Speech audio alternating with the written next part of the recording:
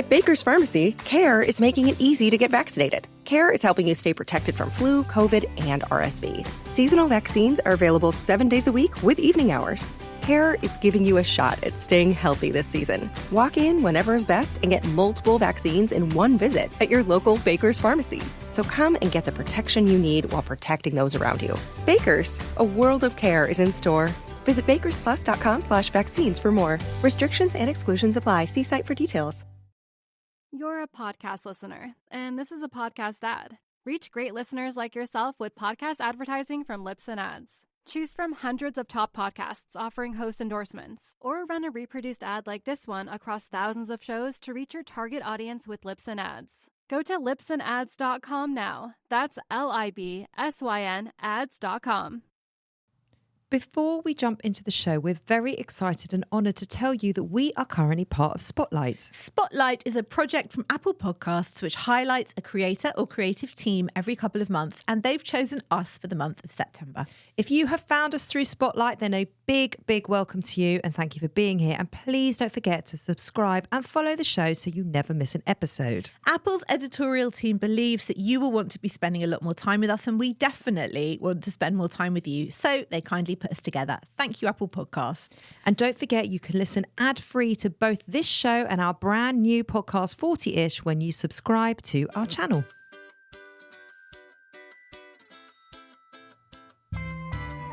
Hello, everybody. I'm Nicole Goodman. And I'm Lauren Mishkon, and welcome back to a brand new season of Self-Care Club. We are very happy and excited to be back in the studio and talking self-care again. Again, continuously, forevermore. Nearly 5 years of self-care.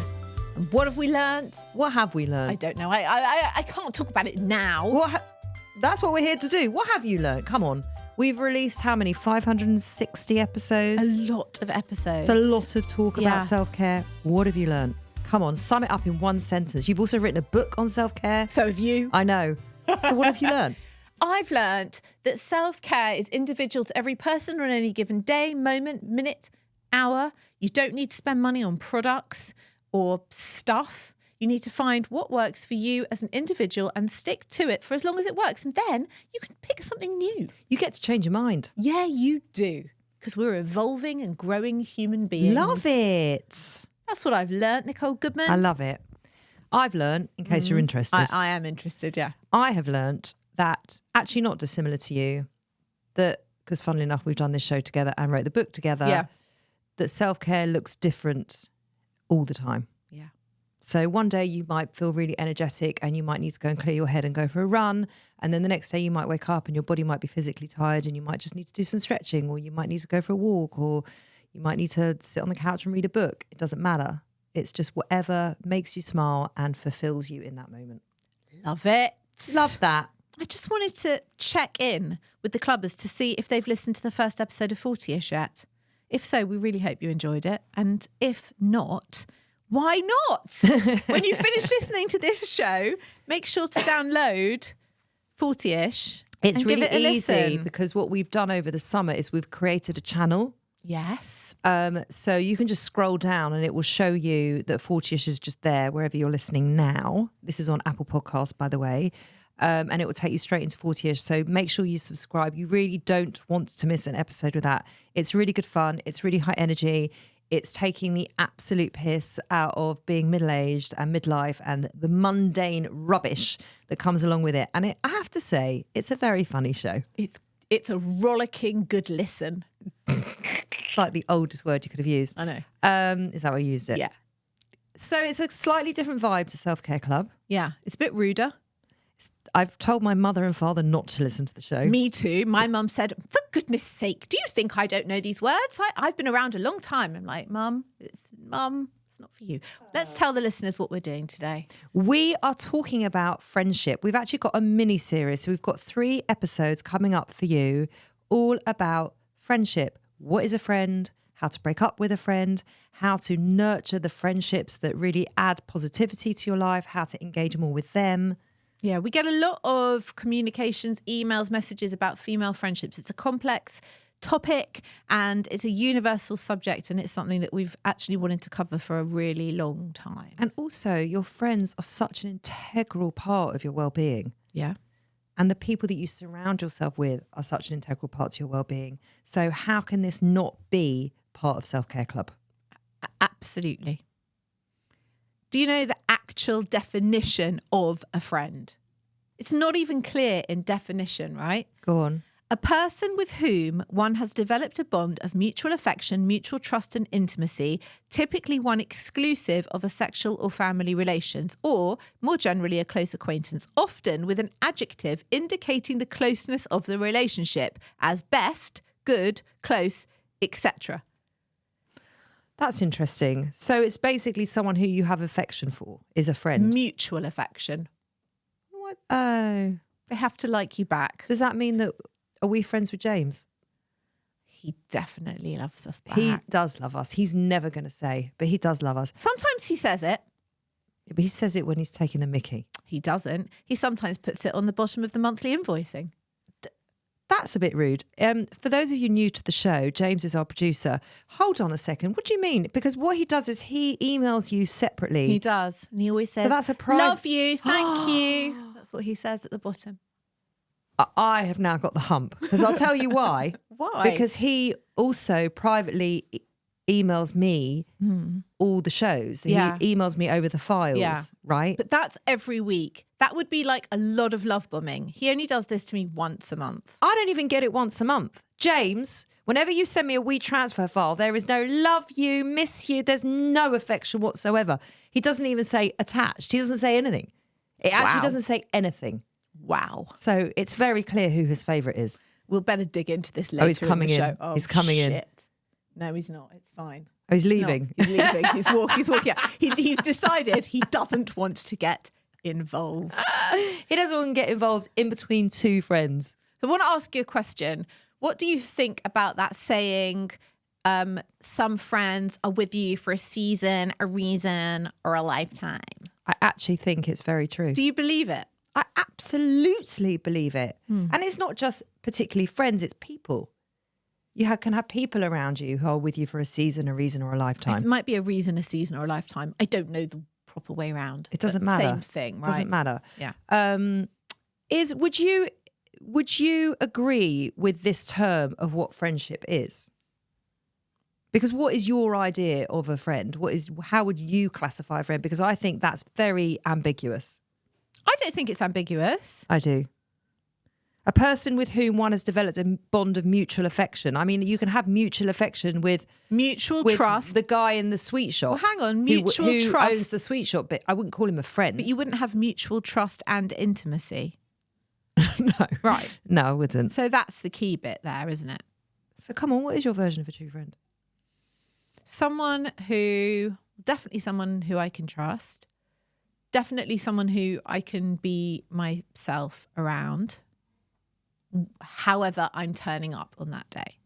So like, I don't need to put on any form of like mask or mood to please them. I can just turn up as myself and they will accept me how I am. I mean, that's quite a tall order, isn't it? Because doesn't that keep it quite limited in terms of who you regard as a friend? We're talking about a true friend or just a general friend, because there's a big difference, right? Well, let's talk about what the difference is then. A true friend and a friend. Okay, well, Because I think there's a big difference between a friend and an acquaintance. yeah, I think they are agree. very, very different. But you asked me what is my idea of a true friend. Yeah. So that's what I'm telling you. And also someone who I can feel like I can tell them whatever I want to tell them and they won't judge me or think badly of me, and they'll be honest with me. And someone who I feel like I could go round to their house with no makeup on. I mean, that is so brilliant. That is brilliant. Someone who I can be around with no makeup on. Like, honestly, that's a big thing. It's a vulnerable thing to do, isn't it? Yeah, And feel comfortable enough to be there with a naked face. I exactly. love that. That's a true friend to me. What about you? It's not dissimilar. Of course, it has to be someone I can trust, someone I can be myself with, someone who I can walk out the room and I trust that they have my back. That's kind of, and also, you know, there's this big piece about, and I think we're going to get onto this a bit later, there's a big piece about being able to, who's your 3 a.m. friend? You know, when you need someone in the middle of the night, when you're having a nightmare, who are you calling? And that's the marker of a true friend. But I actually think that is true. But something for me that I've been thinking about before we were recording this show that I think is quite important to add is it's when something really amazing happens to you, who do you want to tell? And who can you tell? Who can you share that piece of vulnerable, because it is vulnerable, to say, look at what this achievement or look at this amazing thing that's happened to me, and trust that they will be genuinely happy for you. Yeah. I was listening to another podcast about friendship and they said 2 things. One, like a true friend is someone that you could just call at 4 a.m, not in an emergency, but just because you really wanted to have a chat and they would pick up the phone to you. And also someone who you could call with good news. Yeah. Because that whole thing of like... Didn't I just say that? No, I know no, you did. But I'm saying it's such a trite thing that like friends are always there for you in the worst of times. Yeah. But what about the opposite of that? You know? Absolutely. And I think it's so just as important to be there to support your friends in the bad times, but also celebrate your friends in the good times. I agree. So these are some things, these are some kind of ideas about true friendship, just to kind of give everyone a really good idea of what that might look like. They offer you support. They promote self-confidence. They provide honesty, unconditional love. Both parties can feel free to be themselves without judgment. They feel comfortable in each other's presence. This is a good one. They prioritize quality time and communicate consistently and freely. That's hard to communicate consistently and freely. But the prioritizing of time is a big part of friendship, which is also really hard when you're an adult, because when you're a kid, if they're your schoolmates, you're seeing them every day by default anyway. Also, as I've gotten older, I think my love language is quality time. Mm-hmm. So it really means a lot to me when someone puts some quality time aside. And if they don't, I do actually, or if someone's always so busy and you can never pin them down and you never get it, I actually find that really upsetting. Because you feel like they're not prioritizing you, and to you, that is a sign that they have affection for you. It doesn't take more than that, does it? Because they want to be in your company. Mm-hmm. And that says a lot. It says everything. For me, it says everything I need to know. Yeah. Also, you can't choose your family. You're like stuck with these people. So friendship's the only relationship you have in your life where you are bonded by a mutual choice to be in each other's lives. You're not bonded by law, like marriage. You're not bonded by blood. You're bonded through choice. No, but you have also chosen your romantic partners. You do choose them. You do choose them, but by the time you're married to them, you are bonded by kind of law and paperwork and everything else. It's quite difficult to extricate yourself. You can't just send a text saying, no, thanks, bye. Listen, regardless of the paperwork, it's still difficult to extricate yourself from a friend at times too. Well, that's why we're doing a whole show on it next week. Yeah, because I think it's a really important part of it, isn't it? And there's such limited language around friendship. There's so much language and information and education around how to have a romantic relationship, how to be in a romantic relationship, how to meet a romantic partner, how to date a romantic partner, you know, how to break up with a romantic partner, how to feel when you've broken up with a romantic partner. Yep. But that same language doesn't apply to friends. Yeah. It's really strange. We also did do a show ages ago called Making a New Friend, because we got a lot of emails in at the time about like, I'm an adult, but I'm finding it really hard to make friends. So we actually did a whole show on it. It was a post-COVID world, wasn't it? I think it was like a year after COVID had opened up and people's lives had just completely changed and a lot of people had moved and they'd lost community. And so that's why we did that show. Yeah. And it went down really well, that show. Because it's not something that's talked about very often. No, and it's such an integral part of who you are. For me, anyway, the people that I have around me and the friendships that I keep are an enormous part of my life. I agree. And you know, it is actually genuinely important to your well-being. And this is what we cover at this show, well-being. And, you know, having supportive friends is associated with day-to-day happiness and, believe it or not, longer lifespans. When people, you are welcome. When people... You are welcome to have me in your life, and I'm basically elongating your life. Thank God. And listen to this, right? When people said that their friends were a source of strain, they reported having more chronic illnesses. And this was not the case for people who reported strain from their spouses and children. Wow. Yes. Okay. And when their friends were a source of support, people are happier. Isn't there that amazing study done on cancer patients, and I forget the hospital, where they monitored people having cancer treatment and the ones that were visited by family and friends versus the ones that weren't, and the recovery, and I don't have the statistics at hand, but the recovery was much, much quicker in the people that were supported by their family and friends. Yes, and people who were sent flowers. And I know flowers often now aren't allowed in hospital wards, but people who had a bit of nature inside of their room, like a plant, also recover faster and better. It's amazing. Yeah, it is. And as you get older, friendships become even more important. Friendships in old age were found to be a stronger predictor of well-being than strong family or spousal connections. Isn't that interesting? Well, we have a different relationship with our friends than we do our family. It's completely different, and it's a different level of support and companionship. It is different, yeah, but I'm so surprised, because you would think, you know, if you've got a supportive husband or wife and you've got great children as you're old, that you would be okay. But well, that's not I don't what the know. I have a studies very show. different relationship with my husband than I do with you. Well, for many reasons. What I mean is, I can talk... My chest is a lot less hairy. Thanks for clarifying. I can talk about... I have conversations with you that I would never have with my husband, and vice versa. Yeah. And both are equally as important. And also, I feel like there's areas in which, listen, girlfriends, they connect on a different level. They just do. Absolutely. As men connect on a different level with each other. Yeah. And male bonding time and female bonding time is just as important. Yeah. But do you know that even throughout all of this and post-COVID, we are still facing a loneliness epidemic? 36% of Americans say they are suffering from serious loneliness. Oh, it's so sad. 25% of adults between 18 and 27, so these are young people, reported having no close friends, and 22% reported having no friends at all. Wow. I know.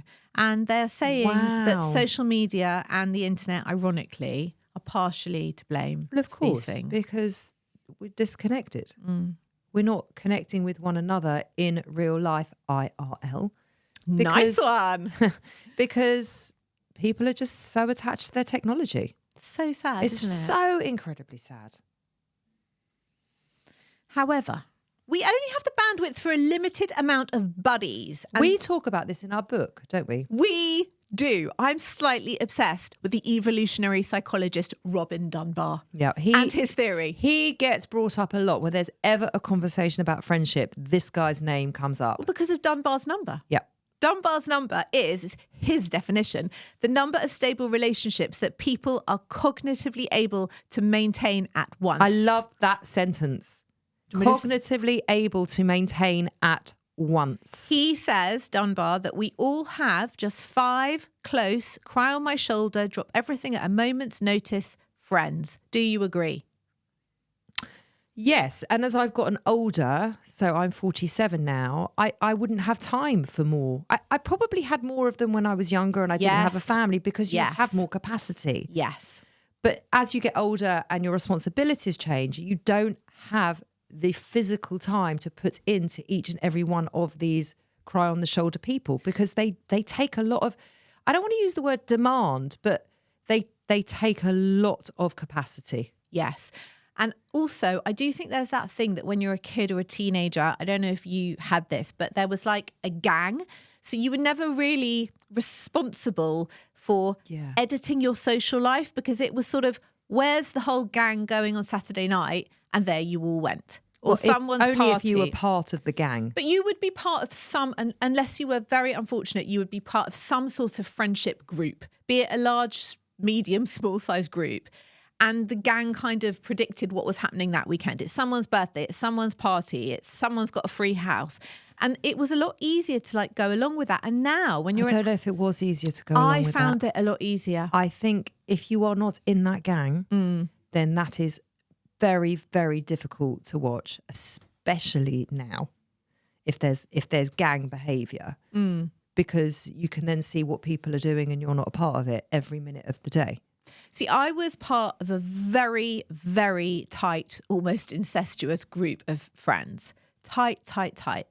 And we were together always after school, in the holidays and on the weekends, boys and girls mixed. And there was no kind of struggle with friendships and debating because we were just all together. But obviously we all grew up. Some of us moved abroad. We all got married. We all had kids and our lives kind of dispersed. So I found as an adult that I have to be responsible and curate my friendships, my social arrangements in a much more proactive way than I did when I was younger. But also, how weird would it be as a 47-year-old woman with 3 kids and a family and a job and everything else going on? You're still moving around in a gang. No, yeah, of course. But yeah, I know. But you know what I mean. It'd be really fucking weird. You know what I mean? It's like, and I do, but I think it's great that you had that experience, but I also think that experience is quite idealistic. Like I have daughters, right? So I watched the behaviour of young women and I've watched it for a number of years now. And some people are in favour and some people aren't, and the friendships move around and there's so many nuances that go on. And unless you are very hyper alert on the social expectations, I think it becomes incredibly difficult to navigate. I think that's also got harder and worse now. No, I had than it. when we I were also kids. had it. I also had it when I was a kid. I just didn't have it. I was in a girl group. I'm still friendly with all the same girls. So am I. And again, a couple have moved away and some of us live quite close to each other still, but we're all on a WhatsApp group. So we are all in touch all the time, which is really gorgeous. But we've all been friends since we were 14, 15 years old. And there is so much love and so much history amongst all of us. But the dynamics, even now, can be really difficult to manage. Because they're so entrenched. They're almost part of your friendship group DNA. They absolutely are. And we can't ever come out of it. You'll is never what it be is. able to come out of it. No. And sometimes it's really special and really connecting and really loving. And sometimes it can be quite toxic because this one's argued with that one or that one said that thing, or there's always something going on amongst this whole group of women because that's how women are. Yeah. It's really interesting how there's pluses and minuses with all of this. Like my husband, who I've known since I was like 17, so he was around me when I was around this whole group of people. And he's often said to me, you know what, I was really jealous of that whole like friendship group you had, because he said I didn't have that. I had friends, but they were all different. Like I had tennis friends and I had holiday friends and I had friends from school. He said He still does, doesn't he? Yeah, he does, but they're different people. But he said, you know, they were all friends from different parts of my life, where you had this like one tight, very close knit group of friends. But the downside of that is I feel like I'm constantly still looking for that. Are you? That I am kind of gobsmacked. Not a gang of friends, because they're all still my friends, but that kind of community, intensity of just knowing each other inside out without having to say it. And like now I'm older, I find it harder. To what? To Socialise? Not socialise, but I'm like less interested in kind of casual friends and acquaintances.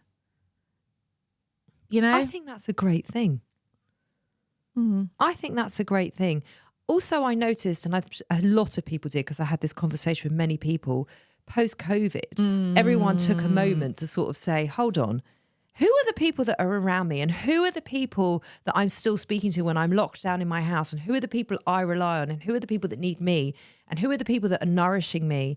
And it was really interesting, the people that stuck and the people that didn't, because suddenly all those people that you've just said, like the acquaintances, the add-ons, which are all perfectly lovely people, but they're not really adding much to your life, just sort of dispersed because there wasn't the space for them. You weren't going out, you weren't doing your usual routine. And then when we went back into reality, those people were just gone from my life and I've never missed them. Me neither. It's not if I bumped into them in the street, I'd be very happy to see them, as I'm sure they would feel the same about me. But there isn't the time, the space, the capacity to invest in all these people. 100%. And I guess as I get older, I learn more and more that who do I want to be investing my time in? My time is so limited. Yep. What with the family pressures and work pressures and my own well-being pressures, like everything that I need in order to run my life and thrive. Yeah. Who do I need around me and who have I got the time for? Because most of us have got acquaintances and casual friends and like friends for specific purposes or hobbies. Like my husband has tennis friends and you have like gym friends. And then you have this like very small inner circle of friends, right? And they're the people who like really understand you and who you can tell all your like deepest thoughts and feelings to. But lots of people are really, it's like people like myself, are quite wary of like opening up or being vulnerable or like being their authentic selves with these people. It can be hard. Of course. And I think you should always be guarded and careful about who you are your most vulnerable self with and who you open up to and who you tell your innermost thoughts to. I think that stuff is really precious. And that is not for everybody. That is for the people that deserve it and the people that you can trust with it. I don't think you really need more than 5 people. I would agree. But I think when you're younger, your needs are different. Yeah. So I do think you need more. Like I look at my 16-year-old now and she's got loads of friends and some are much closer to her than others. And she's actually changing schools now because she's going into a 6th form, and it will be really interesting to see who she stays in touch with, who the people that she calls her best friends, will they stand the test of time? I think it's going to be an interesting time for her to figure out who are acquaintances that you actually really enjoy and who are true friends. Yeah. And the people that we have in our lives, those people, they dictate the quality of your life. The relationships that you invest time and your heart into either like add the richness or they deplete it. They can do both. Yeah, they can do both.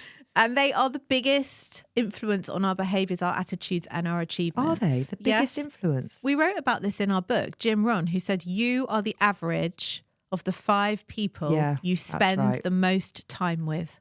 Think about that very hard. Well, like they always say, if you're going to hang around 5 smokers, chances are you're going to be the 6th smoker. Yes. If you hang around 5 people who are all part of a running club, chances are you're probably going to join in the running club. Community is a powerful thing. You are the average of the 5 people you spend the most time with. These, like, they are called the key players in your life, and they shape who we are, and they influence what you're thinking, what you're saying, what you're doing, and what you're becoming. And Harvard University did a study on this, and they found that the people that you habitually associate with determine, this is an unbelievable stat, determine as much as 95% of your success or failure in life.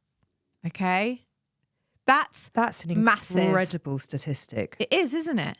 So you really have to think about who you are investing your time with. Just say it again. Harvard University found that the people you habitually associate with determine as much as 95% of your success or failure in life.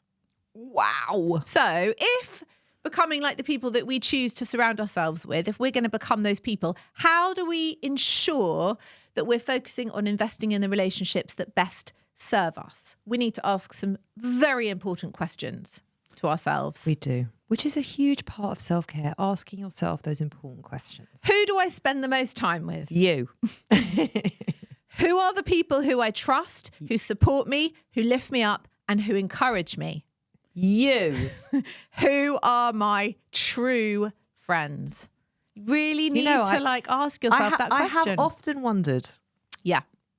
If we shut down Self-Care Club. Would we still be friends? Would we? Yeah. Don't get upset. No, because you asked me this on a show like ages ago, and then I burst into tears. Oh, you did burst into tears. So you know the answer to the question. I haven't finished. Okay. Finished. Yeah. If we were shutting down Self-Care Club at 40ish, if we were no longer working together, not would we still be friends? I'm sure we would still be friends. Yeah. How often would we speak to each other? Because at the moment we speak to each other, obviously because we're so entrenched in each other's lives, because we work together. Yeah. And we have a lot of fun together. But I do wonder how that would shape the like what is the relationship without the work piece for us? Well, we'll find out when we retire, won't we? Well, what do you think? I think it will be kind of the same. Do you think we'd still speak every day? Yeah. No, because sometimes when I call you, you're like, yep. But that's because I speak to you like 18 times a day. No, but like yesterday morning I called you and you're like, yep. As in like, right, what have you got to tell me? It's never like, maybe I'm just phoning to say good morning. You're not. Maybe I am. But if we weren't working together and you phoned me like, or I phoned you or whatever it was, like 4 times a week, I wouldn't say yup because... Would you not? No. Oh, so you only save that for me? I actually think I only do save that for you, yeah. Are you serious? I think so. Could you drop it for me as well? 'Cause I'm not into it. You serious? Well, I don't speak to anyone, including my own husband, as much in a day as I speak to you. No, that's fair. And sometimes... But I hadn't spoken to you yet. It was the first call of the morning. Oh, I see. Okay, I apologise for that if it was abrupt. And also because you had a go at me the other day, didn't you, when I called you? You didn't say hello to me. Yeah. Yeah. When I called you. Yeah. And I went straight into some work thing. Yeah. And you were like, oh, good morning, by the way. Yeah. So... You were like, what do you mean? This is just a continuation of last night's conversation. I haven't got to say good morning. Okay. Same thing. Have you noticed I've now said good morning every morning? I've noticed. With a slight sarcastic tone. Hugely sarcastic. Maybe what you'd like next is a good morning text. I thought you were going to say good morning kiss. You would hate that. I would so hate that. You know there is a friendship test, an actual friendship test. It's called the 2 beers and a puppy test. Oh, we've got to do that. Okay. So the question that you have to think of a person in your life. Should we think of each other? Okay. And you have to ask yourself, would you have 2 beers with this person? Yes. Would you allow this person to look after your puppy over a weekend? Yes, I absolutely would to both of those for you. Agreed. Would you? Totally. Well, you'd have 2 beers with me. Would you let me look after Barker? Totally. I would trust you with his life. Oh, no, I would totally trust you with Miley. I wouldn't always trust Miley with you. So some people are a no and a no. You would not want to have beers with them. You would not let them look after your puppy. But then they're not a friend. If you are saying no to having 2 beers with someone, then that is not a friend. They're saying these are people to be avoided at all costs. If what they about are a James? No and a no. Let's do the test on James. Should we get James in here? And here he is. And see if he would... Let's ask him if he would want to have the... James. Hang on, he can't hear us. James, we're going to do a friendship test. Friendship test. We're going to determine whether we're actually friends. It's called... It's not if we're actually friends, it's the type of friendship. It's called... What is the type of friendship? Well, I'm going to tell you. It's called... Here we go. Oh, my God. He's sitting down. It's called the 2 beers and a puppy test. You can do us individually or together. It's up to you. No, we don't come as a pair. Okay, individually. Well, can I just say, we've uncovered something quite important earlier on in this show. That when you invoice Lauren the bill, you get a love you, miss you. Not miss you. When you love you, that'll do. Thank you. When you email me the files, I get nothing. You're probably about to see the difference in the answers that come. Oh, shit. Okay. It's called the 2 beers and a puppy test. And these are the questions. Think of the person. Yes. Ask yourself 2 questions. Yes. Would you have 2 beers with this person? Yes. Would you allow this person to look after your puppy over a weekend? Who are you thinking of? Yes. No chance, no chance. Why? You wouldn't let us look after Teddy? What? You could look after my children. But we both have dogs. Yeah. We know how to look after a dog. No, you don't. You know how much You we... all have children, and you all know how to look after children. I agree, take my kids, no problem. That boy. The golden boy. But you know how much we love Teddy. We love Teddy. It's to do with your love of him. Okay. There were some things that Well, So we failed. according to that test, So we failed. if you are a yes and a no, yes to the beer but no to the puppy, they are people in your life who are fun but to be cautiously trusted. Is that what you're feeling about us? And You know what, James? I would have said yes and yes for you. So would I. I'm just saying. Okay. I was making a small detestation about my precious boy. You love your dog. Okay, if you're a no and a yes, you wouldn't have beer with them, but you'd let them look after your dog. These people are no fun, but they do make the world a better place.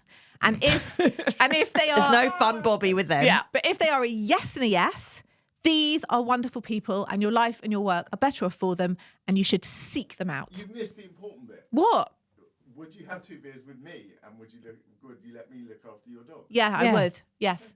You are a yes and a yes in my book. Yes. Yes. Yes. Yeah. Yes. Is there not And- an awkward third where it's like, you're a 1 beer friend? No, I would actually say you're a half bottle of wine and a tequila shot. Yeah, no for it. Okay, Whatever. that's I'm all fine. in. He's I'm not a drinker. I'm not worried. No. I know, but I can. Okay. I'm quite. If one of you phoned me and said, we need to go out, I need to have a conversation, Oh, God. we need to have a bottle of wine. Yeah. I'd be like, all Oh right. my God, would you not be stressed if one of us phoned you up and He said wouldn't that? be stressed. We'd be stressed. You'd be it would If be he you. phoned up and said we need to have a conversation, No, we better if do you this. phoned me, I'd be giggling. I'd be like, all right, this is going to be a fun one. Yeah. Bring a notepad. Normally, those conversations end up in James and I rowing with each other. Yeah. Maybe for like 10 minutes. I know. Yeah. We We're have quite it. good We at that. we are. We can have. compartmentalise quite well. We do. We have more of a sibling dynamic than Lauren and James. And I was Lauren, about to say, like, you really have a sibling dynamic. Where it's like you I can, can't do that. you can like now. really have a good bicker and a fight, and then it's like nothing ever happened. and then whenever that happens, And then Lauren. have 2 beers and walk the dog. Yeah. yeah. Absolutely. Yeah. No problem. Yeah. Okay, am I relinquished of duty? You're relinquished Thank of you. duty. Thank you, James. Thank you, Yeah. James. Yeah. So I think we have determined that the 3 of us are all friends. I think so. But what we're saying is cultivating and investing the relationships that we have in our lives is not about quantity. It is about the quality of your friends. But for you and me, it's quantity and, And quality, quality. because It's a double whammy. Also, we should probably say, if you are new to the show, there is a kind of assumption that you and I are childhood friends. I wasn't part of this gang that you spoke You about weren't, earlier. but you would have been so fucking welcomed in it. Would I? Yeah. Would I have been top dog? Well, no, but close. Who was top dog? Were you top dog? I know don't if think there you were was- top dog. I don't know if there was a top. As in, like, you've got very strong leadership qualities, but you do it quite quietly. I was less quiet then. Oh, no, you're not quiet now. I mean, I was a lot more fun. I hope I don't make you quieter. No, but there also isn't always room for everyone to be loud all the time. It would be too much, you know. It would be too much. Also, I don't need you to be that figure in our relationship. You're the Steadfast one. yes. Anyway, the point I was making is we are not childhood friends. We met very much in adulthood. In fact, we only met 5 years ago, Yeah. which most people don't believe. No. But it's true. We met 5 years ago, and within the second time of meeting each other, we decided to set up Self Care Club. Yeah. So we did not know each other, no, the third time, at all. No. At all. No, you were a complete stranger to me and vice versa. And it's not like, I've always said this, like when you walked in and I first met you, it wasn't like a mutual friend put us in touch with each other, because we were both doing podcasts and radio shows in the women's wellness space. And she said, oh, you should meet my friend. And that's how we met. And the first time I met you, it wasn't like you left and I thought, God, she was amazing. I loved her. And I mean, you were very nice and it was fine. And we had a perfectly nice chat. But I wasn't like blown away or anything. I don't know where I'm going with this. Where are you going with this? Sounds really bad. I'm blown away now. Okay. I just really liked you. And I don't really like very many people. No, you don't. The other thing I remember thinking is, my God, she's opinionated. Oh, that's true. I mean, You were correct. You were so opinionated. You were correct. Yeah. I still am. There's a show somewhere, In the ether. the first time we met, and we Yeah. recorded a podcast together, and it was upstairs in my loft. Yeah. And it was on my old show, Femaling. Yeah. So go and check it out. I can't remember what the episode was called. If I can find it, I'll put the link in, because it's Oh my actually, God. and I Is listened. it quite sweet to listen to? It is very sweet, because we don't know each other at all. No. So we're having this whole conversation. It's just two strangers, and it's actually a very nice starting point for what was then, you know, a very How blossoming funny. relationship. How funny. How funny.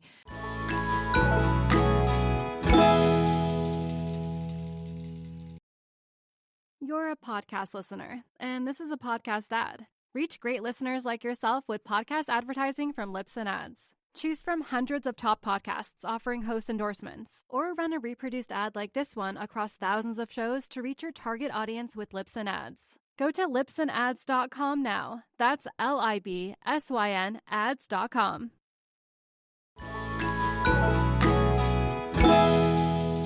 Do you think that you sometimes spend time with people that you don't really want to and not enough time with people who you really enjoy spending time with? Not as much anymore. Okay. Pre-COVID, yes, I was definitely overstretched. Yeah. And investing in things I really didn't need to be investing in. Yeah. What about you? I found COVID was such a kind of reset for me. There were people who I kept in my life, but then when that happened, I found I didn't really miss them, and they clearly also didn't miss me. And so things just drifted, and I was really, really sad about it. And then I was like, oh, well, maybe I just, it wasn't what I thought it was, or we didn't really need each other in that way. But then the same can be said for people who I'll see or I'll bump into, or we'll go out for a random dinner, and I think, God, that was so lovely. I don't see them enough. Yeah, but I think if you needed to see them enough in that way, it just wouldn't be the same. Like, there's a reason why that happens, because if you needed that relationship, they'd be in your life all the time. Or just a bit more. Yeah. You have those friends that you'll go out with like once every 6-7 months for dinner. Yeah, totally. And I love seeing them, and I have such a good night, Yeah. and I'm so happy Yeah. I saw them, and I'm Yeah. really looking forward to seeing them again. But I don't need to see them like 3 days later. No, maybe not 3 days later, but then you always leave thinking, why don't we do this more often? I know. I don't really know what that is. I think relationships can come from like loads of things. Sometimes they're because of duty, obligation. Sometimes they're out of guilt. I heard this thing Convenience. yesterday. I was listening to a podcast as well about friendship, funnily enough. And someone described it as there are two types of friendships. You can have an active friendship, which I think that would be you and me. I'd say it's overactive. I'd say it's fucking hyperactive. I'd say it's got ADHD. It really does. Yeah. It really does. But we're not going to medicate. No. We've made that decision. We're just going to let it run. We can't do that. There's active friendship, and then there's a memorial friendship. So a memorial friendship is someone who's not in your everyday life, someone who you don't speak to all the time, but there's a total love and affection and connection with one another. So one of my oldest, closest friends lives in Miami. And we've grown up together, and we were the best of friends, and we lived in each other's pockets, and we lived opposite each other. And up until the age of, how old was she when she moved away? 30. We were literally like as active as you and me. And then she moved to Miami, and obviously that changed our relationship. But my God, if I need something, she is my first phone call, or if she needs something, we have got each other's backs. We are still so close, but in such a different way. And we still adore each other with all of that love, but we're just not, we can't be in each other's everyday lives. I have exactly the same. My friend from when I was 7. I mean, she delivered my baby. Oh, That's so what cute. friends we are. And she emigrated to Australia like 2 years after that, when she was 40. We were both 40. We're only born a day apart.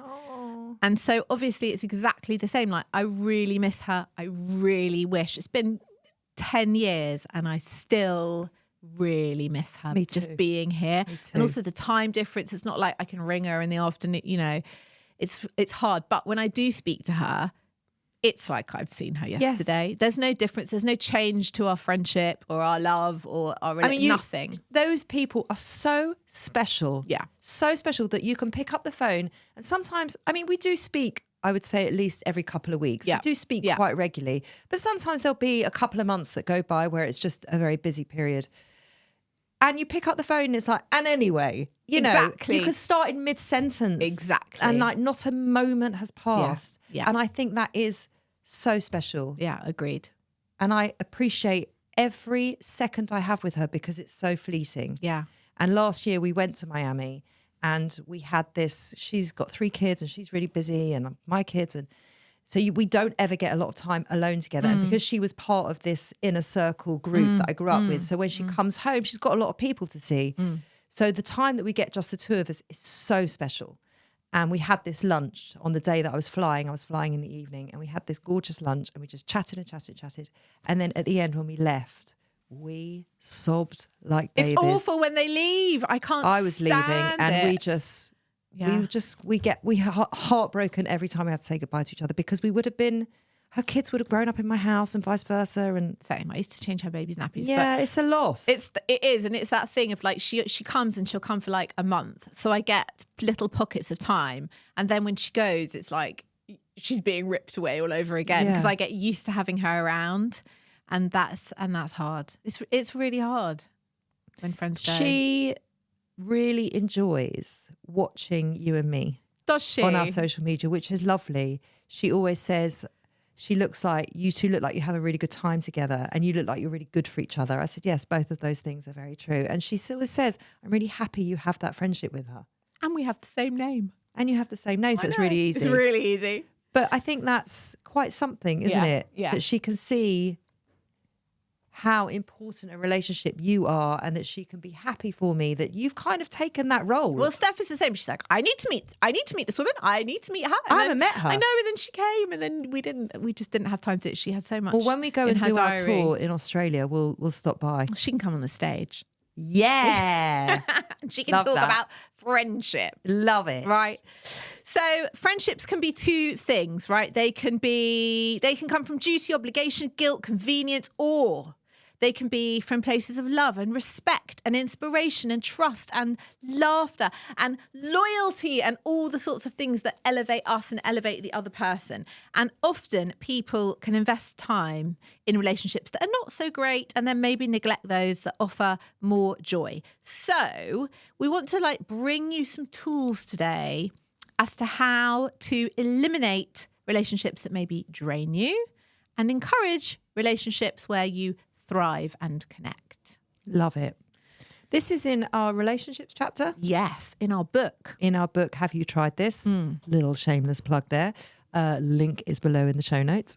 And we talk about exactly this. Yeah, signs of a healthy relationship versus unhealthy relationships. Yeah, and we give you a checklist. We're going to give it to them now. Should we do it now? Yeah.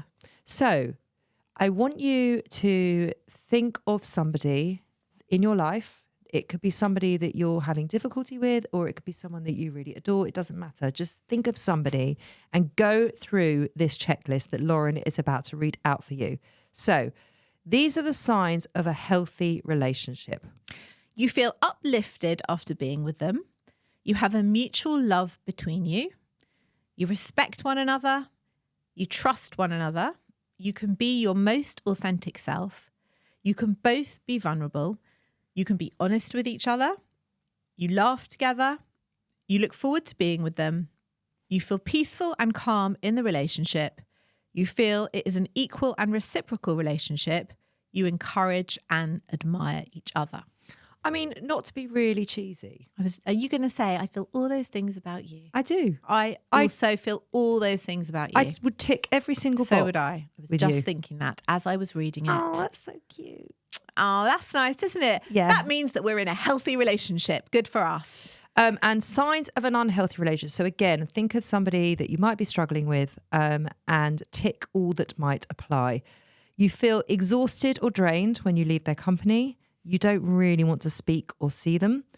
You feel guilty when you haven't seen them. Oh, good old guilt. Oh, love Guilt it. in a relationship is never a good thing, is it? No. They often give you a hard time. You feel a sense of duty to keep investing in the relationship. You feel obligated to see or speak to them. It is heavily one-sided.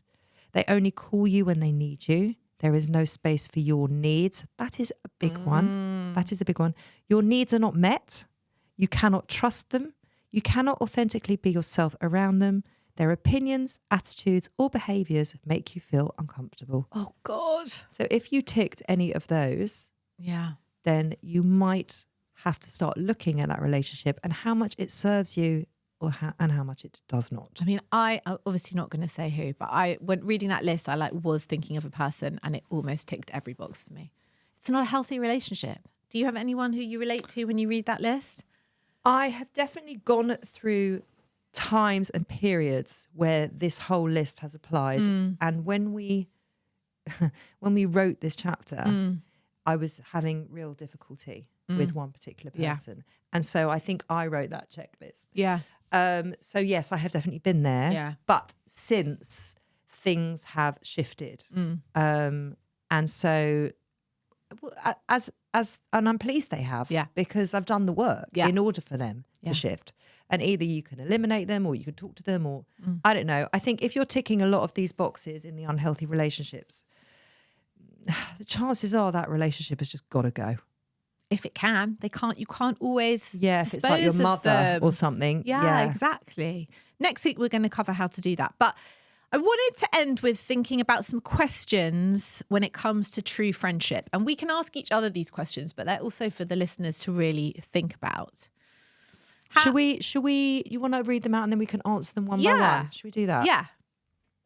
How do your friends influence your life and decisions?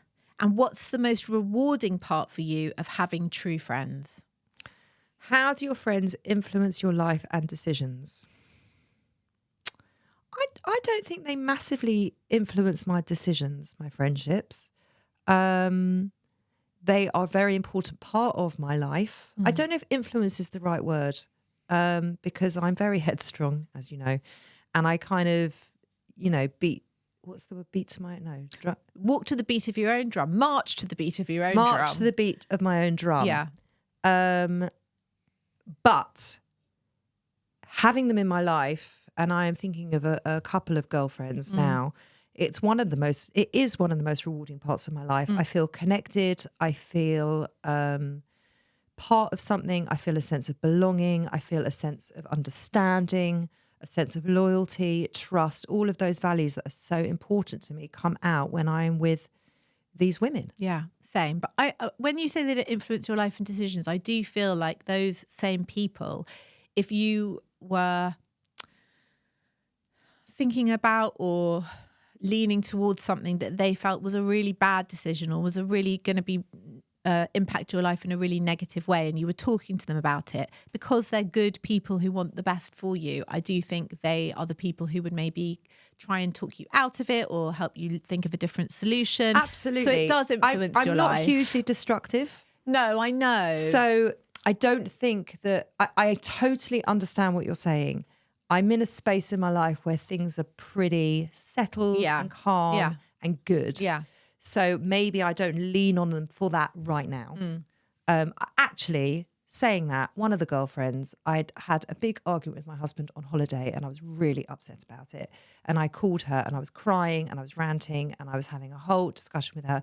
And I have to say, she gave me a good talking to as to what to say and what to do. And she kind of talked me off the ledge.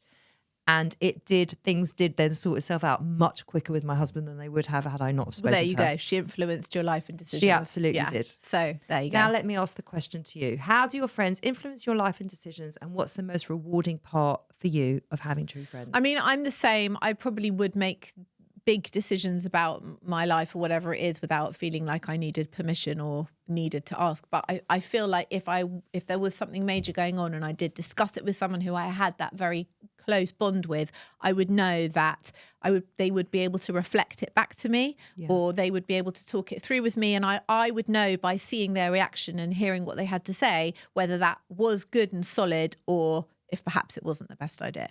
Again, and I would trust them. I think you are also very headstrong. You've got a really good head on your shoulders. So again, you probably don't have to lean on people right now for that kind of No, I don't. But I feel support. like I could, and I'd get good advice. And I think that's really important. I think that's from a very minutiae set of people. Yes. Yeah, I'm talking about that. We're talking isn't it? about true friendship. Yeah. Yeah.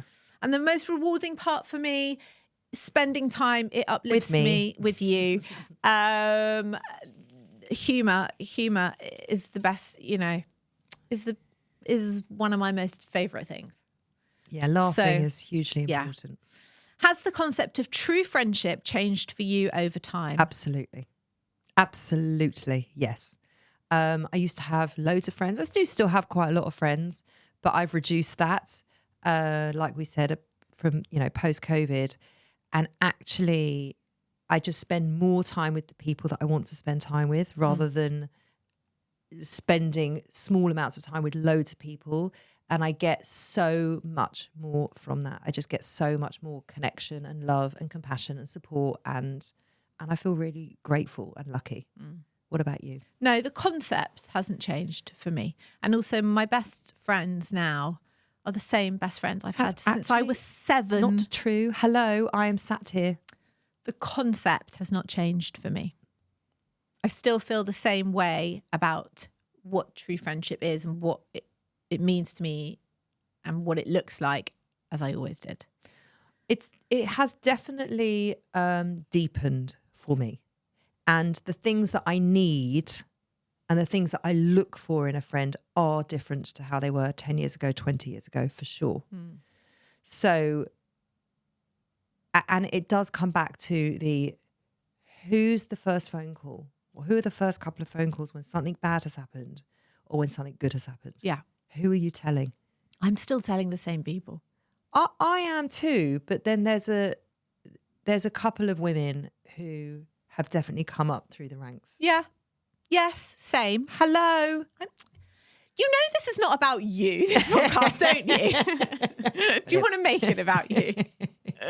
No, but it isn't. And I am jesting. But at the same time, we do have a very close female friendship. We do. We do have a very close working relationship. We do. So we kind of cover all the boxes. Yeah. And we haven't been friends for very long. No, we haven't. So a lot of it is relevant to how you and I function together. Yeah, it is. Do you think it's possible to have more than one best friend? Why or why not? I think this word best friend is a little bit young and a little bit immature, because I don't need to claim someone as my best friend. And also, what if they didn't claim you back? Well, I remember this at school. I remember having this conversation. The pain of it. Not that she didn't claim it back, but then we decided, and I think I said to her, so I think we should be best friends. And she said, yes, we will be. We are. So she agreed, but there's that moment of, it's like asking a boy out or a boy It's asking you out, exactly that. isn't it? Then you break up. It's worse than a boyfriend breakup. I don't like the term best friend. As I'm 47, I like it for my 16-year-old because she has got her best friend and she calls everybody, oh, they're one of my best friends. Yeah. And my 13-year-old especially, she'll talk about somebody who I've never met and has never been to the house. She's like, she's one of my best friends, Mum. Like, well, But I've never met I her. know a lot of women now who would say to me about like 20 people, oh, they're one of my best friends. I'm like, but you say that about every single person I ever see you with. They can't all be one of your best friends, because who are you actually phoning to say I've fallen down the stairs and broken my leg? Do you know what I mean? Are you phoning all of them? I just don't, I don't buy into that. That's what I'm saying. Yeah. I think it's a little young. All of my, in inverted commas, best friends had the official label best friend at school at one point or another. That's what I mean. Yeah. But they're old friends. Yeah. Like I have my oldest friends. Yeah. And I have my close friends. Yeah.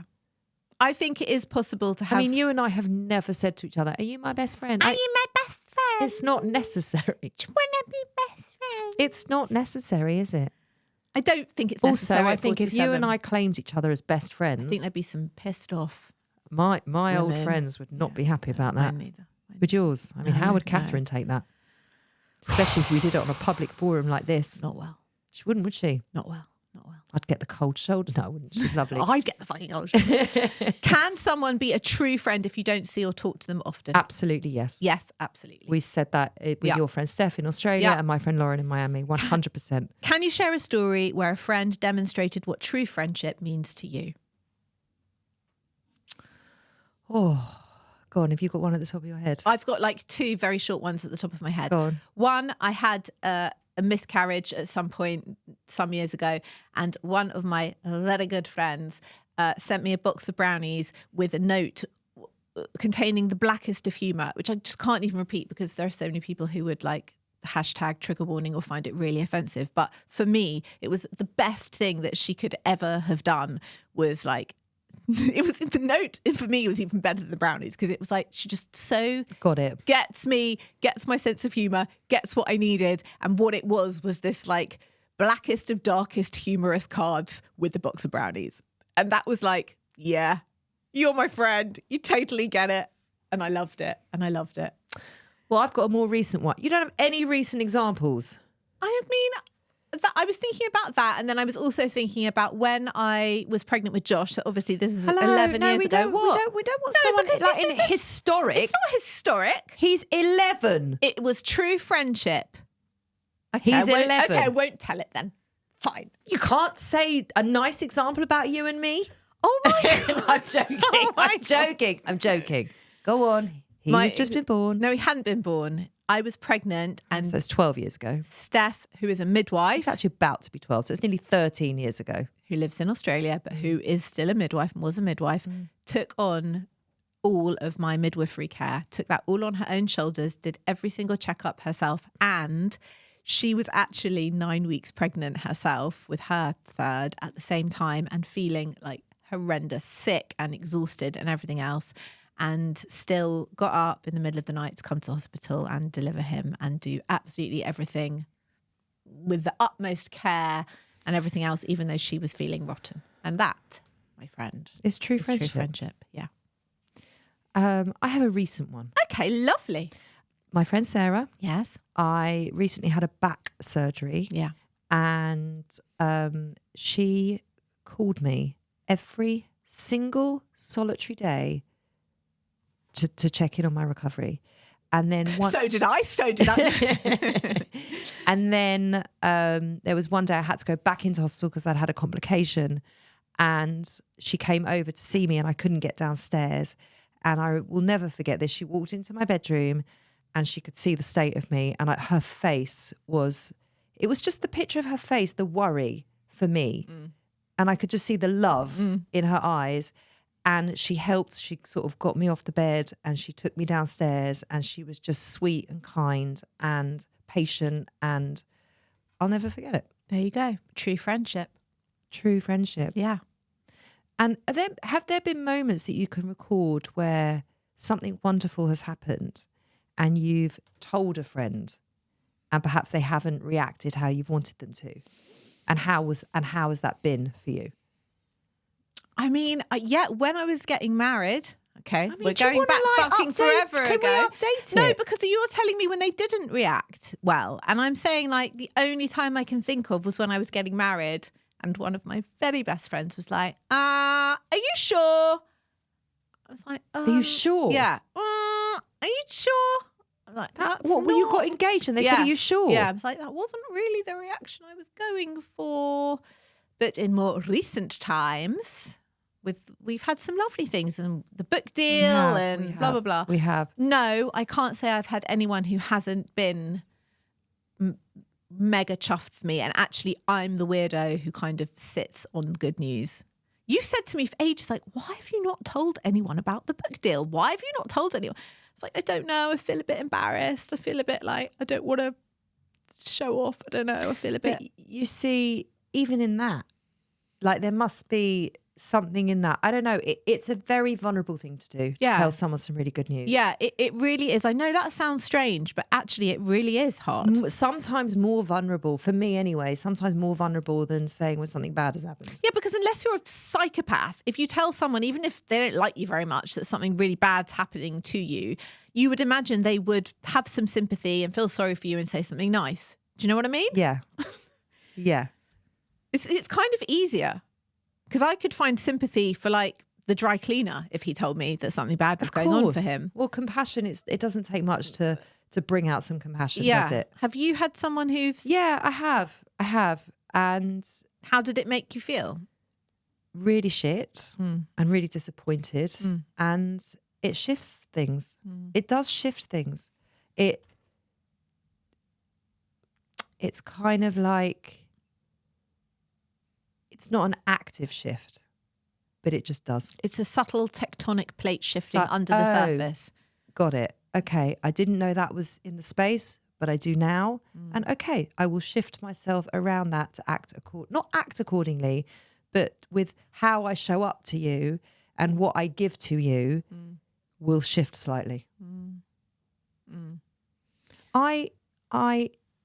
My girlfriends mean everything to me. They are my family, and I have a very close family. You do. But the women that I invest in and the women I choose every day to invest in, and it is an active daily choice, isn't it? They I would give you everything if you needed it. So if I'm giving my whole heart to you, I have to know that it is a very trusted, safe place. And if it isn't, if there is anything in question, then I don't give my whole heart to you. But my want is to do that, but only with people that deserve it. Yeah, I totally hear that. It's really funny because when we were planning this show and I was writing this show, I obviously actually made a list of my friends because I wanted to see this list in black and white. And I was looking at it and there were 2 people on there, 2 women who I hadn't spoken to in really quite a long time, the whole summer. And I was thinking, it made me a little bit sad. And then I was thinking, no, you know what? There is no gang. I have to be an adult and be responsible for my relationships. And if I want to socialise with these people, it's my responsibility to reach out and to make a social arrangement. It is. And be active about it. And the fact that they haven't been in touch for a while, it doesn't mean they don't like me. It might just mean that for the same reason I haven't reached out to them, they've had a busy summer. They've been away. They're doing stuff with their kids. Whatever it is. There's that whole thing. And we also read about that in the book about the likability factor, where most people are actually liked a lot more than they think they're liked. Yeah. So you send strangers into a drinks party and then you get people to rate how much they liked them, and you would rate yourself much lower than other people would rate you. But there's always that. I don't know if other people have that mild paranoia of maybe they just don't like me anymore. Maybe I'm just that friend they don't like. Do you know what? As I've gotten older and as I'm coming up to my 50s, I'm about to be 48 in February, right? I actually like myself more and more and more. I think I'm fucking great. And if I sat at a dinner table next to me, I'd think she was cool. Honestly. I love you for that. That is how I feel about myself, because I am great. And actually, if you get the best, listen, you don't want the worst of me, because I can be a moody cow and don't fuck me off. But when you get the best of me, I'm great. Yeah, but you can't just... True friendship, you don't just get the best, you get both. So you have to be accepting and love both sides. Otherwise, it's a fair weather friend. The point is, in the space of a day doing this show, both of those women did get in touch with me, and they were like, "Hi, haven't seen you for so long. Da, da, da, have you got time to have a coffee or dinner or something?" And it meant so much to me. Yeah. It meant so much because it meant they thought of me. They missed me. They got in touch with me. Not that I wouldn't have done with them, because I probably would have done the next day. But it's such a big thing, and it really made me think how important it is to have these friendships, how valuable they are, how precious they are. Valuable they are. Yeah. How precious they are. So we're going to leave it there, and next week we're going to deal with exactly what to do when friendships aren't so great. And how to get yourself out of a friendship that might not be working for you. So remember that checklist that we gave of the unhealthy relationships. So if you said yes to more than a couple of those, then don't fear. The content is coming next week. And we're really looking forward to it, aren't we? And there is a section in the book about friendship, how to break up with a friend, how to let go. Yeah. So if you've got our book, then by all means, flick to that chapter and have another read of it. We will be back on Friday with another show. We will. Talking a bit more about friendship. Yep. And some Q&As from our listeners. Yep. And then we'll be back on Monday with a brand new episode about female friendships. See you then. Bye.